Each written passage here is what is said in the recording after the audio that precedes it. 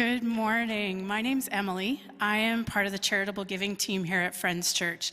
So I want to welcome you here this morning. Thank you for being with us. Part of our role here, this team, is to get up in front of you every week and talk about money. We do this because the work of Friends Church is very important in the community. We really believe in what we do here. And in order to continue to make a difference in our world and gather people together, we need your help in funding what we do. Everything that Friends Church does runs on the generous donations of our community. And so we're just asking you to partner with us. We have opportunities for you to give on a one-time basis. Or you can give on a monthly pre-authorized basis, which we actually really love if you would consider doing that. Pre-authorized giving allows us to budget and plan well and make sure that we're making the best use of all of the generosity that you give to us. So you can give, if you're here in person, to our black box that's at the back of the room. You can go on our website, or you can use our app. Any of those are options that are greatly appreciated. Community groups are also starting up here at Friends Church this year. We're very excited about this. We've been living for almost 2 solid years now with isolation and distance from each other being the name of the game. And we think it's really, really important to maintain connection with the people around us. Our community connection groups are a great way to do that. We have groups that gather around all kinds of different interests and passions. And we'd love for you to make some connection, actually meet some people and spend some time connecting, which is something that we've just really been missing. If you go to our website, friendschurch.ca/groups, you will find a listing of all of the community groups that are out there right now. I encourage you to take a look, find one that kind of lights your fire, and come and check it out. Thank you for being with us this morning. Thanks, Emily. Morning, everybody. Welcome to Friends Church. For you who are here, I'd like all the people who are watching us live right now, I picked this shirt for you. My stream team all says when I wear black all the time, I just look like a floating head with hands. So they requested I find nicer clothing. It's good to know that people like to talk about my outfits, but whatever. Today, the talk is one of those good news, bad news talks. So I'm going to talk about how amazing your spiritual journey is and how if you're here and you connect with us, chances are things aren't always easy. Let's use that phrase. So I'm going to do it by starting off by telling you guys a story from our spiritual ancestors. This whole series is based on ancient traditions from our spiritual forefathers. So you go back 2,000 years, the Jewish community and the Christian community were the same. We called them Jews back then. So about 167, if anyone knows the Jewish story from that era, it's basically like conquered, get free, get conquered, get free, get conquered. It just keeps happening over and over again. So this is one of those iterations where they got conquered and they're about to get freed. But when they got conquered, it was by the Syrians, it was really bad. And the reason I picked this one is because it felt a little bit like what we deal with today. And I'm going to be a bit controversial. I just want to go out on a limb and thank the government for letting us have the religious freedom to meet right now. A bunch of people who are partially masked. If you're drinking, you're maybe unmasked. Together in a room, people yelling at each other while singing, me talking really loud in a pandemic. They could have shut this thing down, and it would have made some sense. But they didn't. So on behalf of all the religious people in the world, Kenny, if you're watching me right now, thanks, buddy. Really appreciate you doing this. And the reason I thought so much about this is because what would it be like to not have this? What would it be like to not only not have this gathering, but to have this be outlawed? I've never experienced that in my lifetime. But the Jews were taken over by the Syrians, and for whatever reason, this time they said, nothing. You can't practice your religion at all. It got even so bad. So in the Jewish community of that time, they did all their religious work in a temple. Nicer than this. This is a pretty nice temple, but it was nicer than this one. The Syrians came in and basically destroyed the temple, so they couldn't even have a place to do their spiritual practices. That's brutal, isn't it? For 3 years and 6 months, they lived like that. We've got 2 years into this pandemic. For 3 years and 6 months, they were locked down, couldn't move, no freedom. And they had enough. This little nation of Israel had enough, and they revolted, and they finally broke free of the Syrians. Just like, the final day when the Syrians walked out was just like, oh, finally, we have freedom again. And the very first thing they did, the very first thing they wanted to do is something that actually is shown. If you're here live with us today, I want you all to look up. See that little crowny looking thing? If you look inside there, there's a little light right in the middle, right here. Can you see it? There's a little bitty light there. It's called the eternal light. And it was their idea that represented them and the divine being connected. And they would light it and keep it lit forever. And that's the thing they extinguished. It was like the symbol that everything that they loved was taken away from them. And so the first thing they wanted to do when they got free, the first thing I'm going to do when I get free of this pandemic is I'm burning all my masks. If you want to come to my house, we're going to light them on fire. I'm never wearing a mask again. It's done. Whatever. They wanted to light their light. And so they scrounged around into the temple, like the kind of the ruins of what was left. And they found the oil they needed to light that light, to light the symbol of hope again. They found one jug. They figured it was enough for one day. Wouldn't that be a kick in the gut? For 3 years and 6 months, you fought this thing. You're finally free. You finally get to do whatever you want. You finally have freedom. And the one thing you want to do, you have enough oil for one day, and it's going to take you 7 days to make new oil. You're going to light it, and the whole time you're lighting, instead of thinking, oh man, we finally have freedom again to do what it is we need to do to connect to the divine again. But the whole time you'd be thinking, it's going out in 24 hours. This is done. This is like when the pandemic, when one of the waves goes down and they're like, hey, all the rules are gone, yay! And then they're like 2 days later, like, okay, we're on lockdown. You're like, God! It's even worse because you felt the freedom. You felt hope. So they cracked open the jug, poured it into the lamp, lit it. They're like, we're just going to have one day where we can connect to something deeper. The next day they came back, the light was still lit. So they took the jug that they thought was going to be empty. There's only enough for one day. And they poured it in and it filled it up for another day. Next day, they filled it up again. Still, they thought they would only have enough oil for one day. It lasted for 7 days. They never had to experience the moment where they had religious freedom, they had hope, and then it died. Finally, the people who make olive oil that burns, I have no clue how this works. They magically came, bringing a new jug of oil that they could light the lamp. And so the Jewish community, in celebrating religious freedom, and celebrating this moment of transcendence, they light a candle, or actually a candelabra. You probably know as a menorah. If you all look this way, you see those kind of pipe-looking things on the wall? If you look at the top, you realize there's 7 kind of branches. Imagine that's a candelabra, and there'd be 7 candles on top. It's a menorah.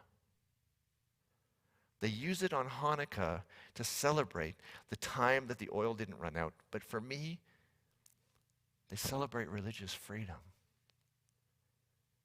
After 3 years and 6 months, I'm going to imagine, what would it be like to not be able to do anything you wanted? for 3 years and 6 months, and then you finally get the green light to go ahead.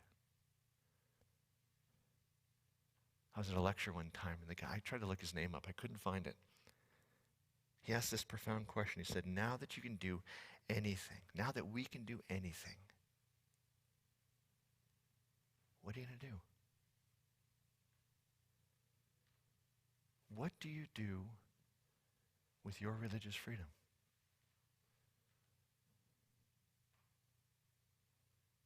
Now that we can do anything. My wife got me onto this amazing podcast. That's been one of those podcasts it's entertaining, but it basically is telling the story of my growing up life in the church. I grew up in a really religious family, so we were at church all the time. The podcast is called The Rise and Fall of Mars Hill.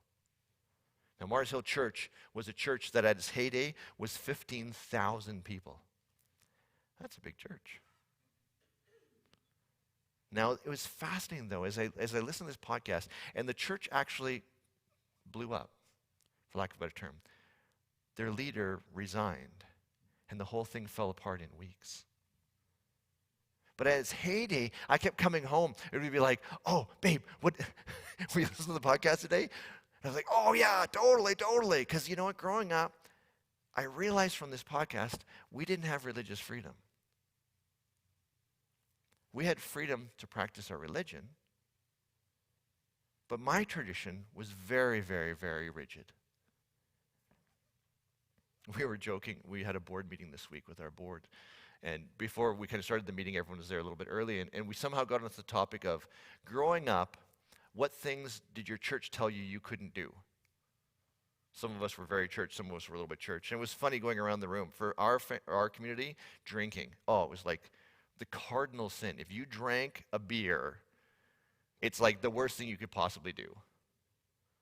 One of the other guys is like, oh, we could drink at like youth group and stuff like that. I was like, what? Think about it. Now, whether you grew up in a church like me and you kind of following the Mars Hill, or maybe you have no church. Maybe your church, what you know about spirituality is from The Simpsons, Ned Flanders. What does Ned Flanders say you can't do? You can't drink.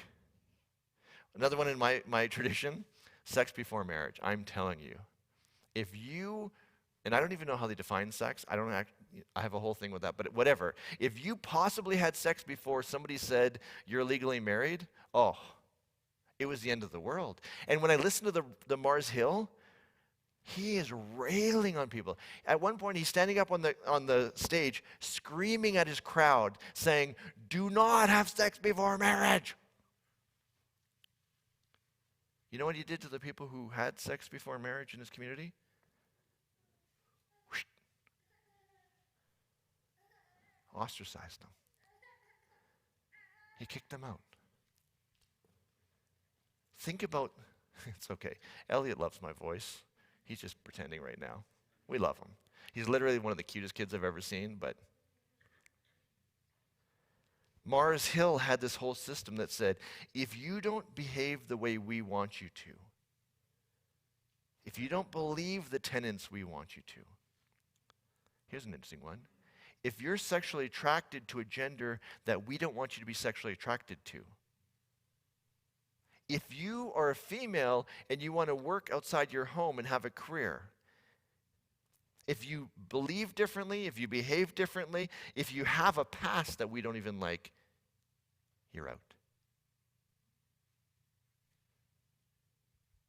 There's religious freedom. Oh, legally, yes. But there's no religious freedom in that community. And if I'm honest, there was no religious freedom in my community growing up either. And chances are, some of you are going, yeah, I know that one.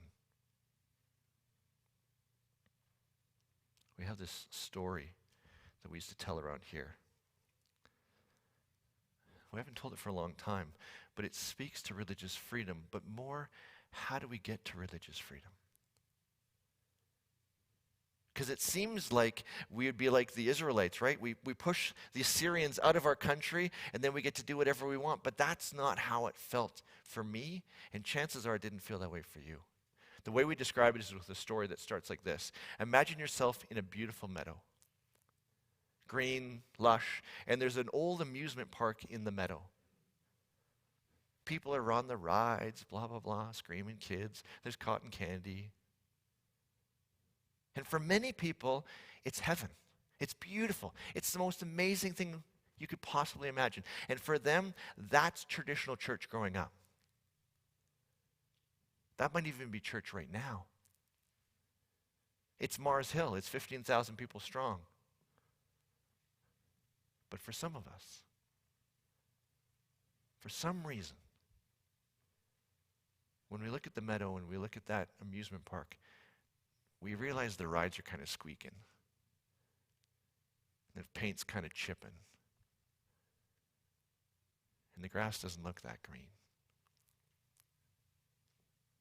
And either we say, you know, something about this doesn't feel right. Or the meadow says, there's something about you that doesn't feel right. And so we end up starting to slowly go to the edge. For some reason, the meadow, it looks beautiful. It's like mostly if you can kind of like squint your eyes and kind of like ignore a bunch of things really carefully, it seems like it'd be the perfect place.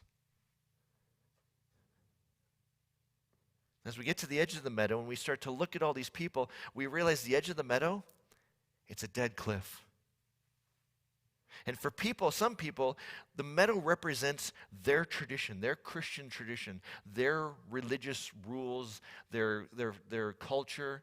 It's Mars Hill. It's my church growing up. And if you can fit in it, it's kind of beautiful. They have the whole system figured out, you know, your wristbands and, you know, blah, blah, blah, blah, blah. But if you don't fit, you can feel yourself on the edge of that cliff. Going, well, what do I do? The meadow is beautiful, but there's, and that doesn't, but the cliff is like right there. For many, the lack of religious freedom in the meadow was too much. I had many friends who sat on the edge of the cliff looking over and finally just said, screw it. And they jumped. Screw religion. Screw spirituality. I don't fit. I'm out. There's still atheists today. I even want to talk about something more, and they're like, yeah, Vince, shut up. Some of us, though, we're on the edge of this meadow, and we're trying to, have moments where we sneak back in, like where there's a conversation, you kind of pretend to sidle up to the conversation, like, hey, if I just come in quietly, they won't notice I showed up. Then all of a sudden they look at you, and you're like, oh, okay, back on the edge. Sorry, my bad.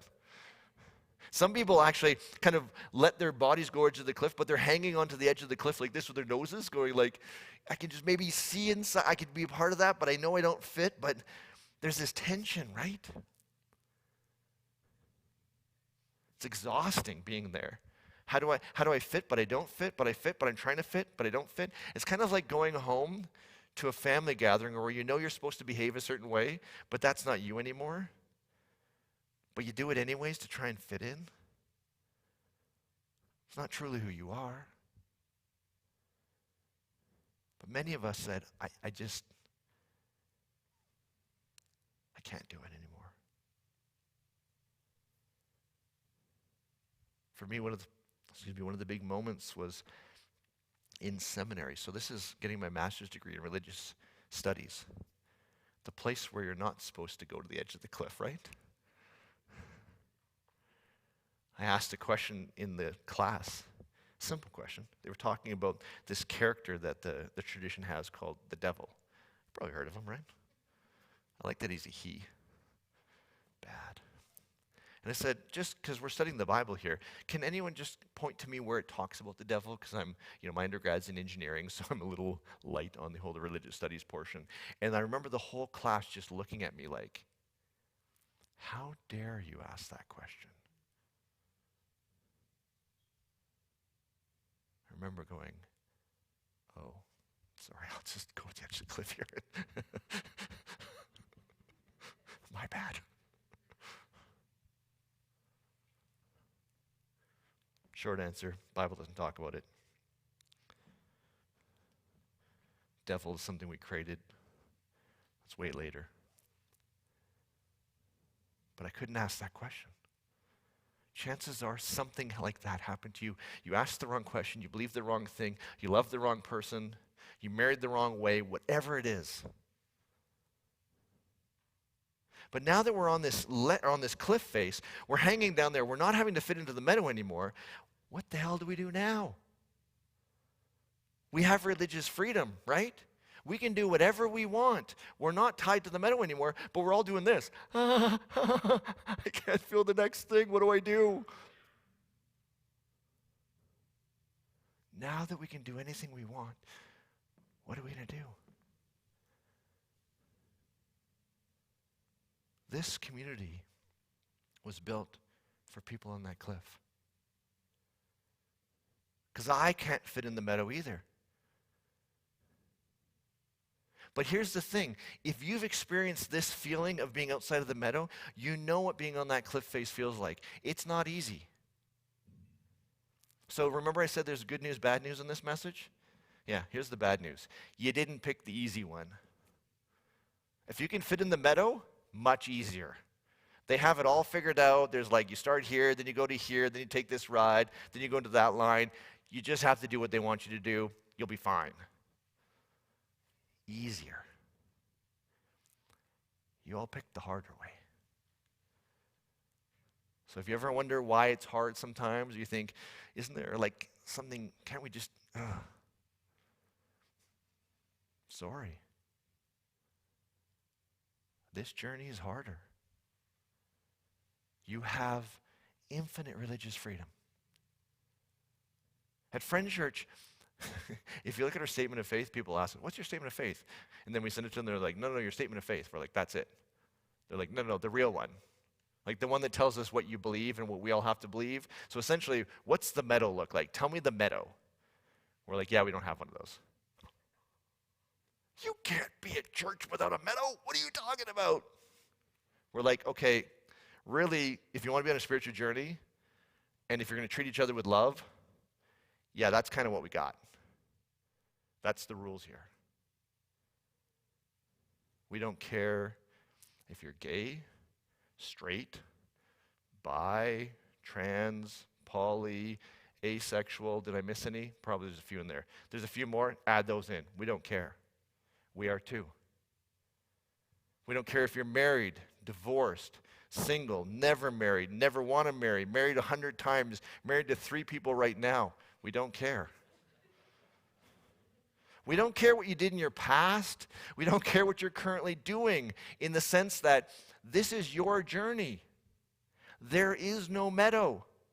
There's no rules that says you don't fit and you don't fit. That's the thing about Mars Hill. The whole time I was listening, I could feel this like, oh. It was just a nonstop, okay, you don't fit. You don't fit. You out. And they would kick them out of the church, but the church was so close-knit. Who you went to church with on Sunday, you had a life group on Wednesday and a men's group on Tuesday. And when you got kicked out of the church, everyone dropped you.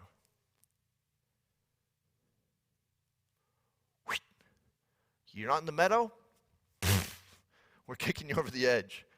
300 style. That was a reference to the movie 300, anyone? Thanks, Trevor. I realized that was a bit of an obscure reference.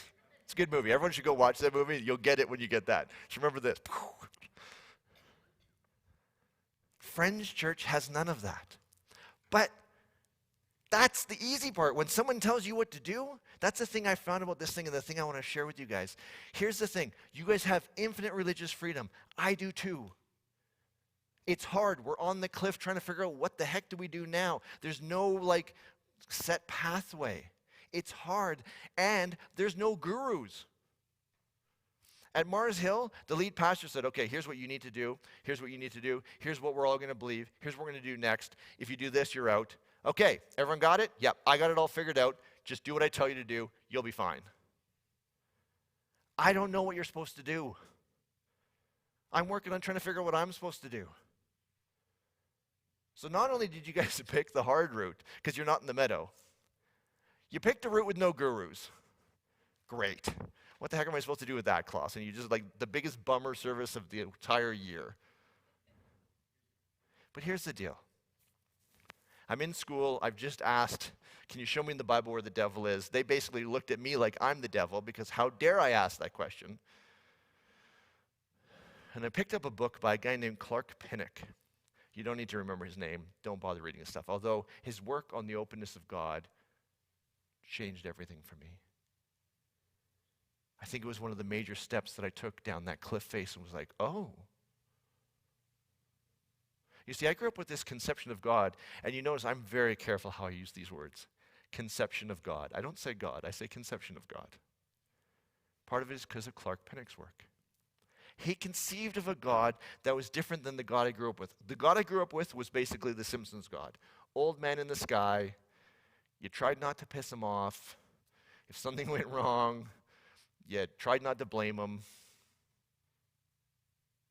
Pinnock said this. Actually, my conception of God doesn't know the future. My conception of God interacts with humanity, and as we make choices, God changes with those choices. I grew up with this idea that God knows everything. He's basically playing like mental chess with us all, and anything bad that happens, it's God. Anything good that happens is God. Suddenly now, instead of trying to figure out why the pandemic, why did God put a pandemic in the middle of my world, kill millions of people? Why would God do that? Clark Pinnock for the first time opened my mind and said, wait a second, what if that's not God? And I realized when I used the word God, it was just a conception of God.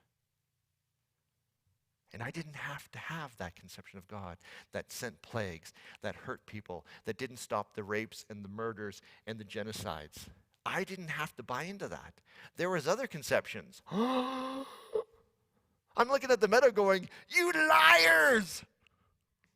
You told me there was only one conception. I don't like that conception.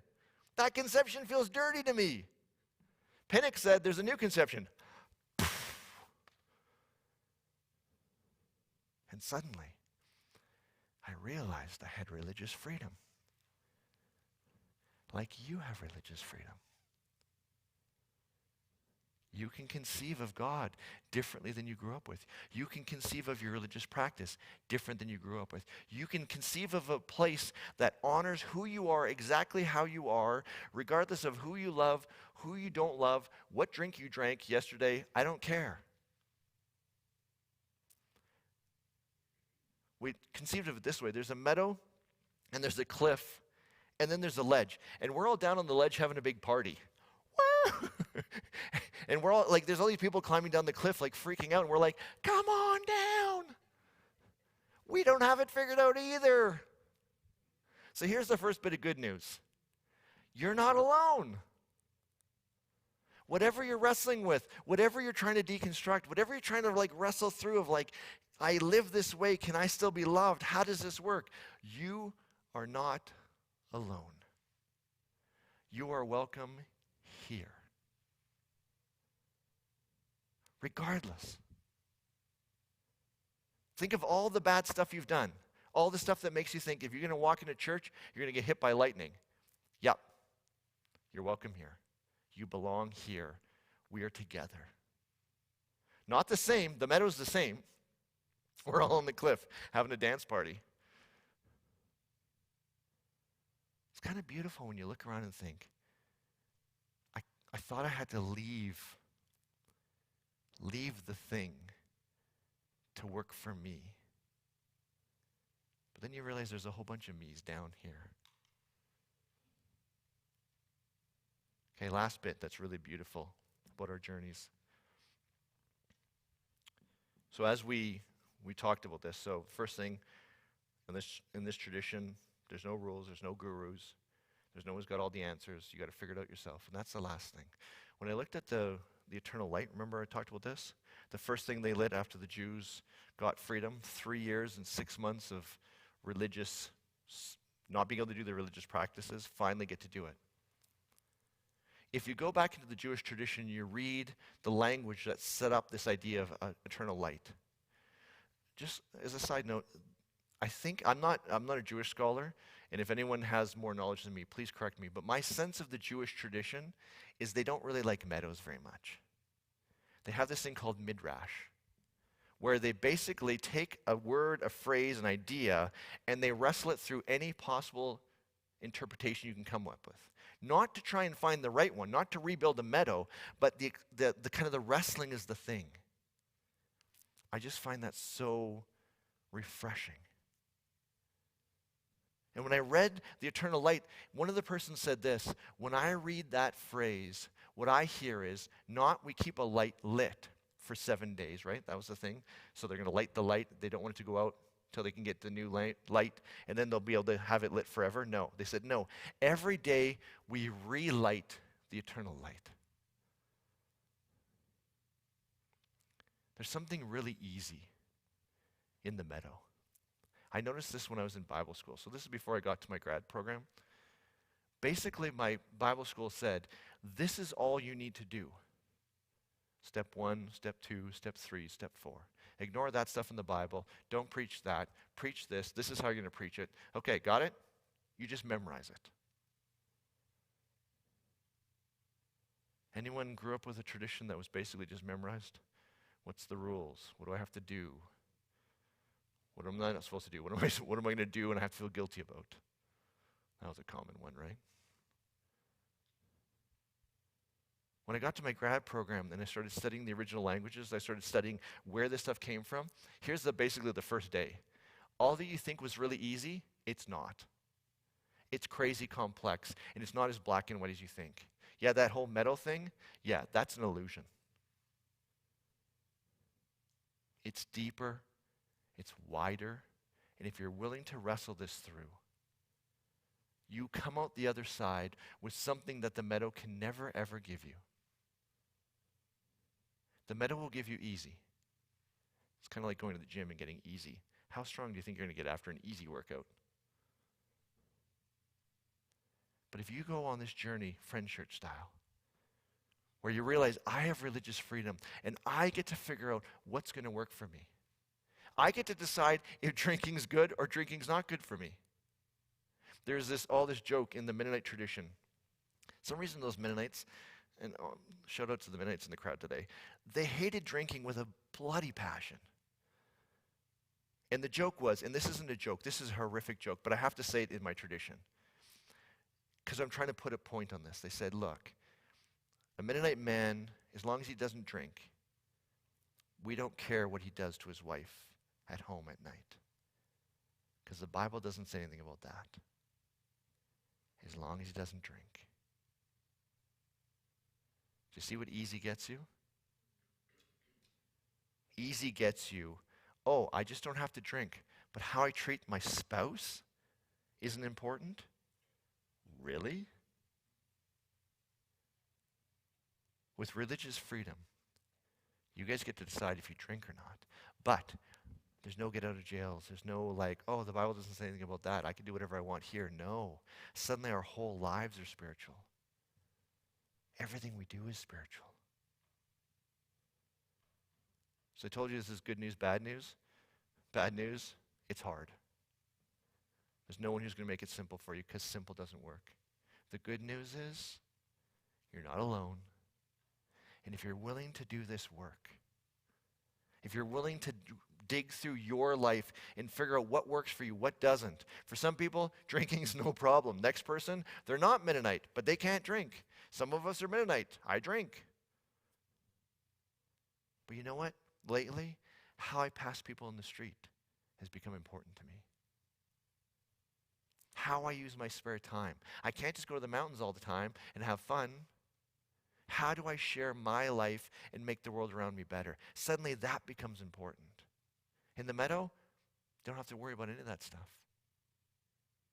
So if you guys are willing to do this journey, I'm sorry it's hard, and you're welcome it's hard. Because in the hard, we get the depth. We get the ownership. And we get the nuanced spiritual journey that is unique to each and every one of us. Like a perfect suit that fits, not that one-size-fits-all nonsense. So as we go forward, Hanukkah's over. That was a couple months ago. As you come into this space and you look at the eternal light, as you look at the menorahs on the wall, I want to remind you, you have as much religious freedom as you want. This is not a meadow. It will never be a meadow. And that sucks, because sometimes it'd be easier if you could just have someone tell you what to do. I am not your guru. Jeff is not your guru. We're guides. Clark Pinnock was my guide. But there's no one who's got this figured out. You have to figure this out for yourself.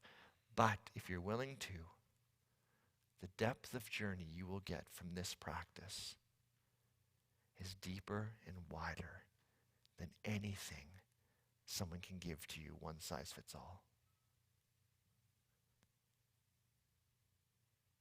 Jewish community said, we light, the eternal light, every day. Your spiritual journey isn't something that lives in a meadow, that happens on Sunday, that's told to you by a guru. It's something that is unique as you are, that you have to do the hard work on. But if we do this every day, the depth and breadth of this practice knows no bounds. And that's what I want to invite you to this year. A journey like that. Amen? Ooh, I like the old school amen at the end. Wasn't that nice? My preacher buddies would be liking that one. Okay, before I go, I just want to say thank you. It's great to see you. We're starting a new series next week. It's called Transcendence. First thing, there's the physical plane. We're all familiar with that. This is basically physics, can explain most of it for us. But have you ever had those moments where something more felt like it happened? I used to have a friend where I would, all of a sudden she'd come to my, I'd call her. She'd be like, oh yeah, I was expecting your call. Like, what do you mean? People talk to me about something happening in their lives and they're just like, man. When I go to give blood, Jeff got me into donating plasma so I can give every 2 weeks. When they stick the needle in me and I see the blood come out, the first thing I think is, this is bigger and wider than just me sitting in a chair giving blood. You can sometimes see it in the look of the eyes of the person you love. And there's just something beyond the physical. I don't even know what it is. I call it transcendence. It's an ancient word that means more than the physical. We're here not for a physics lesson. We're not here for just a psychology lesson. We're not here for a sociology lesson. We're here for all of that and something more than that. There's something in Gregory's song, I'm going to point at Gregory.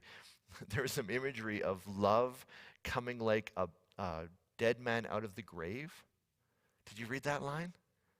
All of a sudden I just had this feeling of like a zombie apocalypse of love. And I was like, holy crap, that was so crazy, right? And I was like, wait, zombie apocalypse of love, is that a thing? Okay, whatever. But it's transcendent. And there's ways to do transcendence that's beautiful. Not airy-fairy, not Meadow style where it's like, this is what you have to believe. It's your moments in your way. And we start talking with them next week. So I want to encourage you guys to come out. Again, light the light every week. Light the light every day. This is part of lighting it. Have a great week, everyone. Love you guys. See you next week.